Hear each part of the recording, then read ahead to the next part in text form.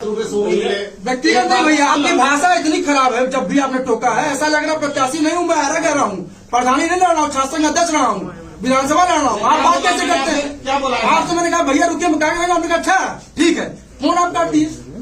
आप जब बात कर रहा करते हैं तुम्हारा कागज कहाँ है? कागज क्यों नहीं है? अरे मैं प्रत्याशी हूँ विधानसभा का, कागज नहीं है। आज मैं विधायक हूँ या नहीं हूँ बात की बात है। जो विधायक है यहाँ का उसके दबाव में आप काम करेंगे तो अच्छा लगेगा क्या? उनकी तो समय पूर्ण हो गई, मुझसे सुनिए, उनकी विधानसभा पूरी हो गई और उनकी हैसियत विधानसभा तक होगी, मेरी जहाँ तक है वो आप देखिएगा चुनाव बाद। उनको लग रहा होगा कि मेरी विधायक गाड़ी सीज कर लेंगे तो उससे कोई फर्क नहीं पड़ेगा। एक विधायक के पक्ष में आप बैठ के अगर कार्य करें तो निश्चित रूप से आपने काली कमाई की होगी। आप भी तैयार रहिए और विधायक भी तैयार रहें। विधायक को जनता जवाब देगी और इनको कानून जवाब देगा। क्या पूरा मामला था? मामला कुछ नहीं है, मामला इन लोगों के मन में हार का डर बैठ गया। इनको लग रहा है कि चुनाव ये हार रहे हैं, इसलिए इनकी मनमानी अपनी बड़ी हुई है, तो सत्ता शासन का दुरुपयोग कर रहे हैं। उत्तेजित होकर क्यों ना बात करूं, आप थानेदार हैं, आपका काम है कि आप निष्पक्ष रूप से होकर कार्य करें। आप किसी विधायक के कहने पे उनके चमचों को थाने में बैठा के, उनके चमचे बाहर खड़े हैं और गाड़ी मेरी जहाँ खड़ी हो रही वहाँ उनके चमचे खड़े होकर गाड़ी सीज करा रहे हैं, तो आप किस तरह के थानेदार हैं?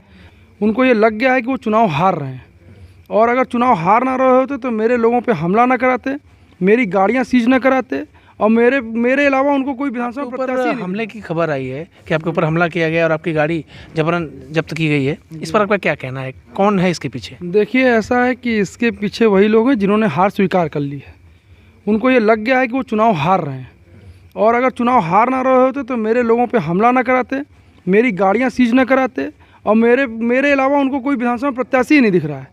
उनको मालूम है कि जिस तरह से उन्होंने 10-15 साल में कार्य किए हैं उसका हिसाब जनता दे रही है, और हम जनता के साथ हैं, जनता हमारे साथ है। इन लोगों का इस बार सुपड़ा साफ है।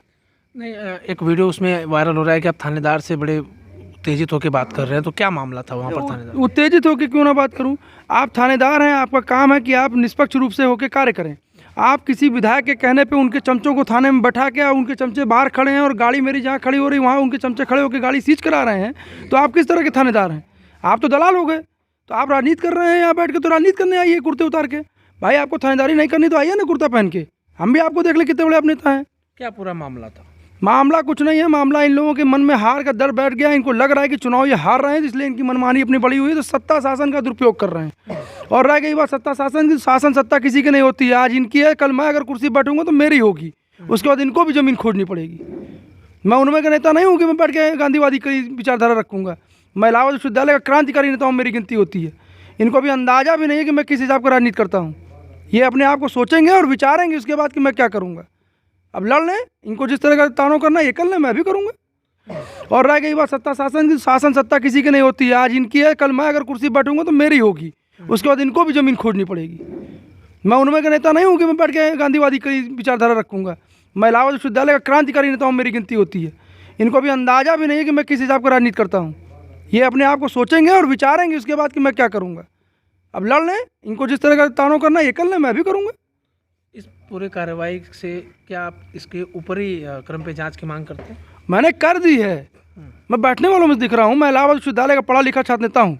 मैंने उनके खिलाफ सारे कागज आज ही इसी समय रन कर दिए हैं। मैं इनकी सारी लोगों की सत्ता की भी जाँच कराऊँगा, क्या क्या काम किए हैं, और इनके जितनी इन्होंने कमाई की है काले धन की उसकी भी जाँच कराऊँगा। एक विधायक के पक्ष में आप बैठ के अगर कार्य करें तो निश्चित रूप से आपने काली कमाई की होगी। आप भी तैयार रहिए और विधायक भी तैयार रहें। विधायक को जनता जवाब देगी और इनको कानून जवाब देगा। मतलब यहाँ से लड़ाई जो है कई जगहों पर है? नहीं, देखिए, हम सब कलम के सिपाही हैं। मैं इलाहाबाद विश्वविद्यालय से पढ़ा हूँ, जहाँ पे ऐसे अधिकारी हर महीने अपने आप को सोच के आते हैं कि मुझे IAS बनना है। मैं उस जगह का पढ़ा हुआ हूँ। वहाँ का मैं सिपाही हूँ जहाँ पे एक लड़का अगर गांव से निकलता है तो उसकी सोच ही IAS बनने की होती है, PCS बनने की होती है।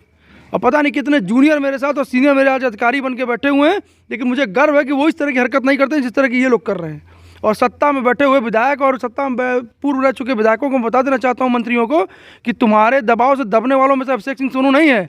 अभिषेक सिंह सोनू ने हैसियत और हस्ती ही बनाई अपनी संघर्षों से है, तो उसका हिसाब मैं दूंगा, ऐसा कि ये सोचेंगे। ठीक है।